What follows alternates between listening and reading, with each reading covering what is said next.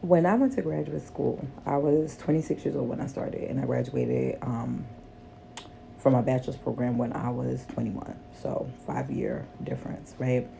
And one of my first classes was Introduction to Counseling, and we talked about anger.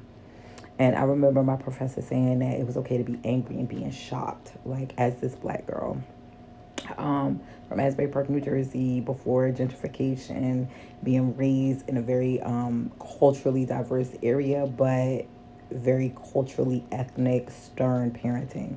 Um, Not the worst of black parenting, but definitely some of the same challenges. And everybody looked at me like I was insane, like I was crazy, like nobody ever told me that I could be angry. And I remember saying that in class, and they're like, nobody ever told you you could be angry. And it was like, no. Conceptually, I understood that you can't lash out, you can't yell, scream, curse, throw things, break things, that kind of thing when you're angry. But just the feeling of it, children of color rarely, and some children at all, just do not get to be angry. It's constantly invalidated. It's like you are a kid. What could you possibly have to be angry, hurt, upset, depressed about? And I just want us to be mindful. Pick up a newspaper, read it on your phone. Kids are harming themselves in a multitude of ways, and some of them, unfortunately, um, suffer in silence so long that they end up not being here anymore.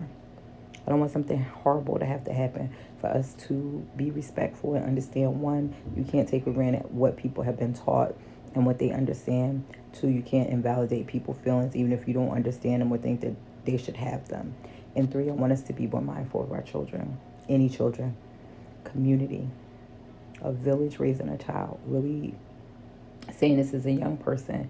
This is a blank slate. We should be teaching, children how to love, how to express themselves, how to regulate themselves appropriately. If you look around your life, your community, the country, the world, whatever, right? It's a lot of dysregulation. And where does that come from?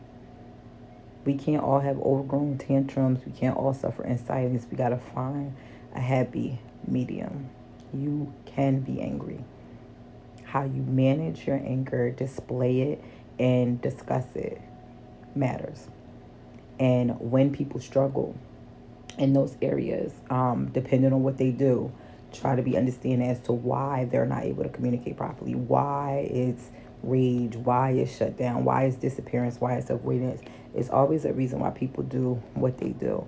And if we could open up healthy channels of communication without making people feel judged, misunderstood, or criticized, like really come to a meeting of the minds and trying to understand things, I just think that we can make our lives better. We can make the world better by small, simple, changes. Everybody does a little, so nobody has to do too much. Make good choices, heal, grow, be the best that you can be, enjoy life every day, and look at every day you open your eyes as an opportunity to learn, to heal, to grow, and to be the best person you can be today. Thank you.